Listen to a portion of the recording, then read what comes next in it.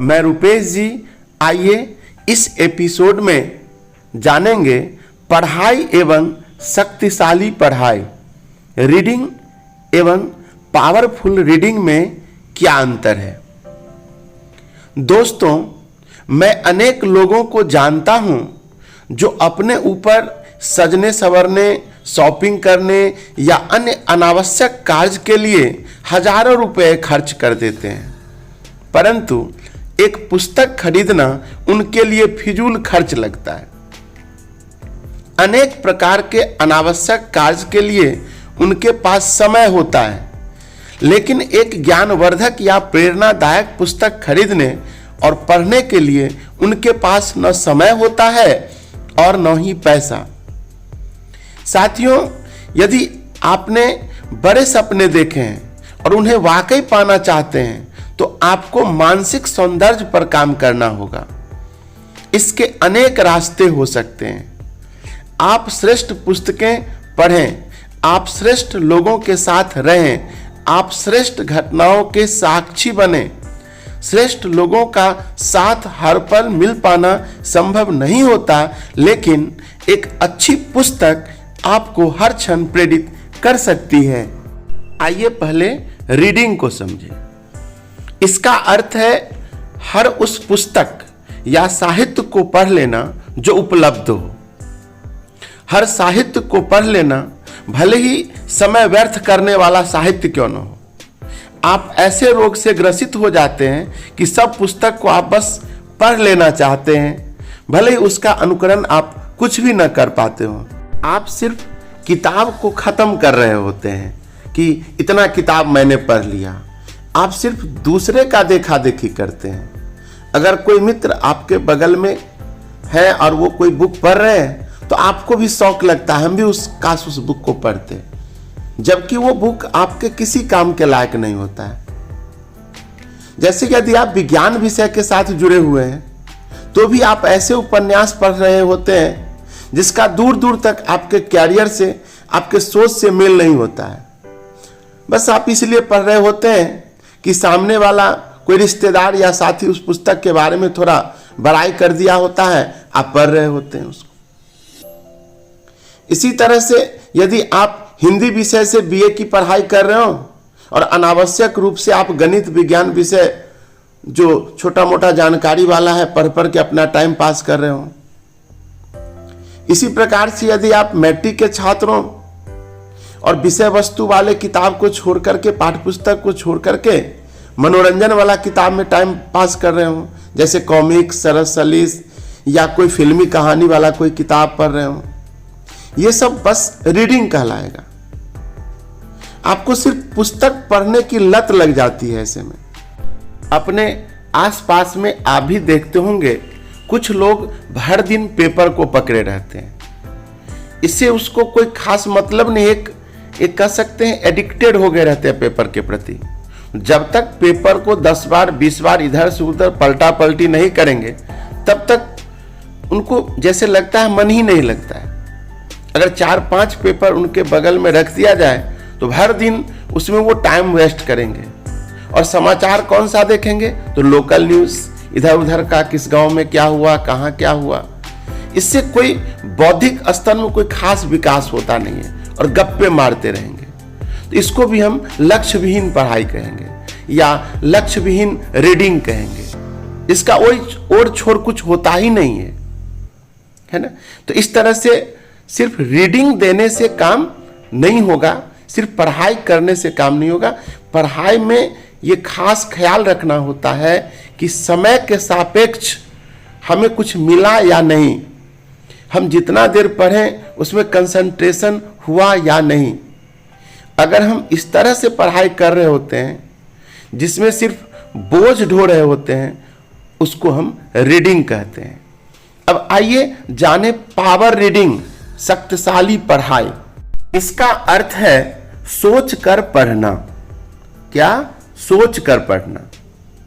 वे पुस्तकें और साहित्य पढ़ना जो आपको जीवन के लक्ष्य के करीब ले जाती हो। वह पढ़ना या वो पढ़ाई करना जिसे पढ़कर आपके विचारों में श्रेष्ठता आती हो, उनके बारे में पढ़ना जैसा आप बनना चाहते हो। आप अपने कैरियर के हिसाब से मुख्य पाठ्य पुस्तक एवं सहायक पुस्तक का चुनाव करें, अन्यथा निरर्थक पुस्तक पढ़ने से सिर्फ आपका समय बर्बाद होगा। उदाहरण के तौर पर कह सकते हैं, यदि आप नीट या मेडिकल एंट्रेंस की तैयारी कर रहे होते हैं डॉक्टर बनने के लिए, तो आपको बायोलॉजी, फिजिक्स, केमिस्ट्री पढ़ना होगा, थोड़ा बहुत मैथ भी, जो बेसिक जानकारी होती है उसके बारे में जानकारी लेनी होगी, तो वो सब पढ़ना है। अगर आप मनोरंजन के लिए कुछ पढ़ना ही चाहते हैं तो जो साइंस से रिलेटेड चीज़ जैसे विज्ञान प्रगति, साइंस रिपोर्टर, ये सब आता है उसको पढ़िए, जिससे कि आपका मानसिक विकास होगा और विज्ञान के प्रति रुचि बनी रहेगी। इसी तरह से अन्य किसी सेक्टर में आप कॉमर्स लेके पढ़ रहे होते हैं या आप आर्ट लेकर के, तो संबंधित विषय वस्तु को पढ़िए, न कि आप बोझ लेकर के चलें। इस तरह से आप एक सिर्फ रीडर न बने बल्कि एक पावर रीडर बने। यदि आप 10वीं वर्ग के छात्र छात्रा हैं, बोर्ड एग्जाम के लिए तैयारी कर रहे हैं, तो संबंधित जो बुक है उसका अध्ययन करें। स्वाभाविक है आपको, चाहे वो फिजिक्स हो, केमिस्ट्री हो, बायोलॉजी हो, वो साइंस के अंतर्गत आ जाएंगे, मैथमेटिक्स हो या एसएसटी, सोशल साइंस में जो भी विषय आते हैं, लिटरेचर पेपर आते हैं, तो सब आपको पढ़ना पड़ेगा। वहाँ तक तो ठीक है। अगर आपको साइड से कुछ और एक्स्ट्रा कुछ पढ़ने का मन कर रहा है तो वही विज्ञान प्रगति वगैरह पढ़ लीजिए, ये तो ठीक है यहाँ तक। लेकिन अगर आप कॉमिक्स या उपन्यास का कुछ लेकर के आ गए और उसको पढ़ना चालू कर दिए, या पेपर में वो जो पेज आता है सिनेमा वाला, हीरो हीरोइन का पिक्चर देख देख के टाइम पास करने वाला, उसी में अगर आप लग गए, वो भी गलत होगा। इस तरह से हम कह सकते हैं कि एक पावर रीडर की भांति पढ़िए, न कि एक जनरल रीडर जैसा, ठीक है ना। यदि आप स्टूडेंट्स हैं तो सिलेबस के अलावे भी अगर जोश बढ़ाने वाला मोटिवेशनल कोई बुक पढ़ना चाहते हैं तो उसके भी कई फायदे होते हैं। और एक प्रकार का वो मोटिवेशनल जो कुछ विचार होता है, थॉट्स, वो एक निवेश होता है जिसका उपयोग बाद में होता है।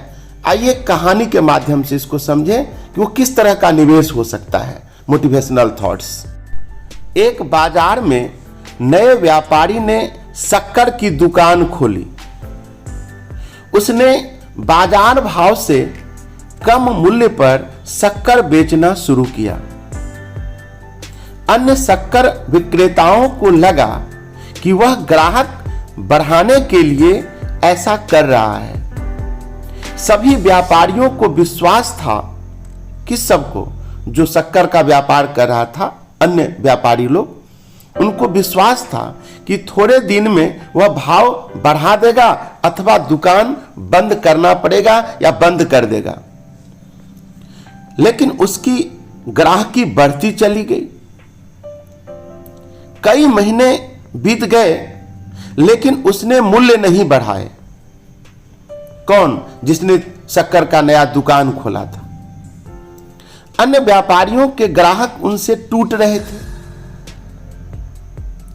वो कम मूल्य पर बेचने का रहस्य नहीं समझ पा रहे थे। एक व्यक्ति ने दुकानदार से पूछा, आप अन्य लोगों से इतने कम मूल्य पर शक्कर कैसे बेचते हैं? आप कमाते हैं क्या?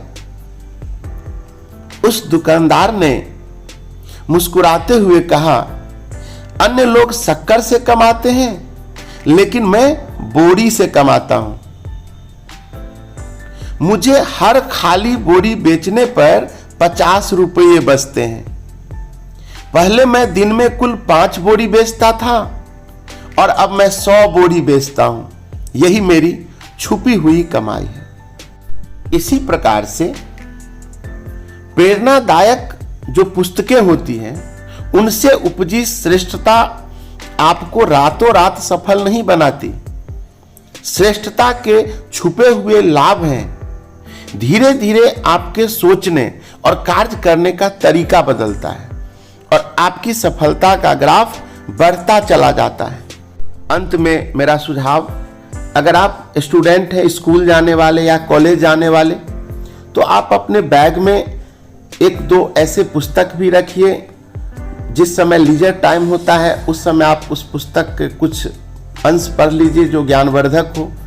आप अपने साथी के साथ जो टाइम जाया कर रहे होते हैं उससे आप बच पाइएगा, और वह समय कहीं ना कहीं आपका वो निवेश रहेगा, भविष्य में काम आएगा। इसी तरह से अगर आप किसी ऑफिस में कार्य करने वाले व्यक्ति हैं तो आप उस जगह पर जहां आप कार्य कर रहे होते हैं वहां भी कुछ पुस्तक रखिए, जो लीजर टाइम में कुछ पढ़ के लाभ उठाइए, और फिर परिवार में भी इससे सामंजस्य बना रहता है ज्ञान वाली बात कर करके। इसी तरह से अगर आप एक टीचर हैं, शिक्षक हैं, तो ठीक है, आपको अपना विषय वस्तु पर पकड़ है तो कुछ साइड से कुछ ऐसा मोटिवेशनल विचार वाला बुक पढ़िए जिससे आपका एनर्जी लेवल बरकरार रहेगा, और बच्चों को भी थोड़ा सा लाभकारी कहानी कुछ इस तरह से कहते रहिए। तो यहाँ पर मेरा जो मुख्य विषय था कि आप एक सिर्फ रीडर न बने, एक पावर रीडर बने, है ना, जिससे कि कुछ लगे कि फ्रूटफुल हो। तो अंत तक सुनने के लिए बहुत बहुत धन्यवाद। स्वस्थ रहिए, अपना ख्याल रखिए। अगर आप मेरे चैनल पर नए हैं तो सब्सक्राइब जरूर करें। अगर पहले से कर चुके हैं तो आपके जो दोस्त लोग हैं उससे भी चैनल को सब्सक्राइब कराएं। फिर से बहुत बहुत धन्यवाद।